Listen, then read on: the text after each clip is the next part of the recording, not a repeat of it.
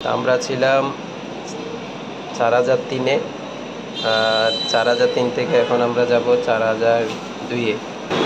কিন্তু দেখেন এই বাথরুমের দরজার এই যে দরজা এটা ভাঙা। কক্সবাজারের দ্বিতীয় দিন, আমি এখন আছি ব্যালকনিতে। ওখানে যদি দেখি, আমরা রাতের দিকে আসছি, তখন টাইমটা দেখি নাই, কিন্তু ওই সময় এত ক্লান্ত ছিলাম যে আমরা ওই হোটেলে কোনো রকমে খেয়ে দিয়ে তারপরে একটা রুমে আসছি। এখন আমি আছি বারান্দায়।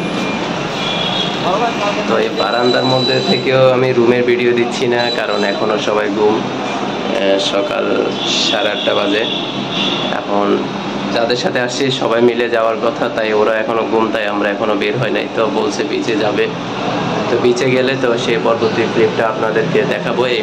আর আমাদেরকে যে রুমটা দেওয়ার কথা ছিল সেই রুমটা দেয় না, দিয়েছে এমন একটা রুম যেটাতে আমরা মানে থাকার জায়গা হচ্ছে না। কেউ সোফায় ঘুমিয়েছে, কেউ মাটিতে ঘুমিয়েছে, এরকম একটা অবস্থায়। আমাদেরকে আসলে যে রুমটা দেওয়ার কথা এবং যে রুমের ভাড়া নিয়েছে সেই অনুযায়ী দেয় নাই। কারণও আছে, কারণ আমাদের ট্রেনটা লেট করেছে।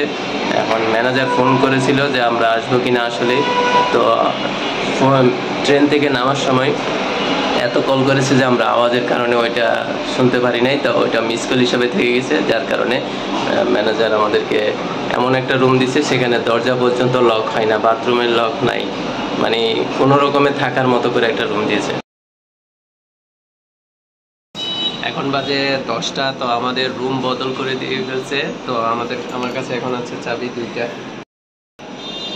আমরা ছিলাম 4003-এ, 4003 থেকে এখন আমরা যাব 4002-এ। তো ওইখানে আসলে ওই রুমটা সুন্দর, তো ওইটা দেখাই আপনাদেরকে। আমরা যে নতুন রুমটাতে গেলাম সেটা আমাদের আগের রুমটার পাশেই ছিল। তা এটা ঢুকতেই প্রথমে বিশাল সাইজের একটা বেড আছে এবং সেটা খুব সুন্দরভাবে গোছানো ছিল। আর হোটেলে যেহেতু এরকম সিস্টেম আছে যে রুমের মধ্যে যখনই কেউ যাবে সবগুলা পরিপাটি করে রাখা, তো তারা সেই হিসাবেই পরিপাটি করে রেখেছে। তো এটার সাথে একটা কমন বাথরুম ছিল, আর এটার বাম পাশে এরকম একটা রুম, সিঙ্গেল রুম। তবে এটার মধ্যে কোনো ওয়াশরুম ছিল না, তবে রুমের পরিপাটি হিসেবে সব কিছু সুন্দরভাবে গোছানো ছিল এবং প্রত্যেকটা রুমেই বিছানার চাদর, তারপরে পর্দা, সব কিছু পরিষ্কার পরিচ্ছন্ন সুন্দরভাবে। তবে এই স্পেসটা কেন দিয়েছে আমি তখনও ধরতে পারি নাই। অনেকটা দেখতে রান্নাঘরের মতো, কিন্তু চুলার কোনো ব্যবস্থা নাই। এরপরে এটার পাশে যে আরেকটা রুম ছিল, তো সেটাতে দেখি যে একটা বাথরুম আছে আর একটা ছোট আলমারি দেখা যাচ্ছে। আর বারান্দা তো প্রত্যেকটা রুমের পাশেই আছে। আর আরেকটা জিনিস হচ্ছে কি, এখানে সবগুলা গোছানো পরিপাটি। প্রথম দেখাতে যে কারো মুগ্ধতা স্বাভাবিক আসবেই এবং ভালোও লাগবে, কারণ পরিষ্কার পরিচ্ছন্ন জিনিসটা কিন্তু আসলে মন কাড়ে। কিন্তু পরবর্তীতে যখন আমরা দেখলাম এটার আসল আরেকটা রহস্য, তখনই আসলে মজাটা নষ্ট হয়ে গেল। দরজা, রুম পরিষ্কার, সব কিছু ভালো এবং আলাদা। ওইখানে 2 রুম ছিল আর এখানে হচ্ছে 3 রুমের মতো। কিন্তু দেখেন এই বাথরুমের দরজার এই যে দরজা এটা ভাঙা, এদিকে হাতল নাই।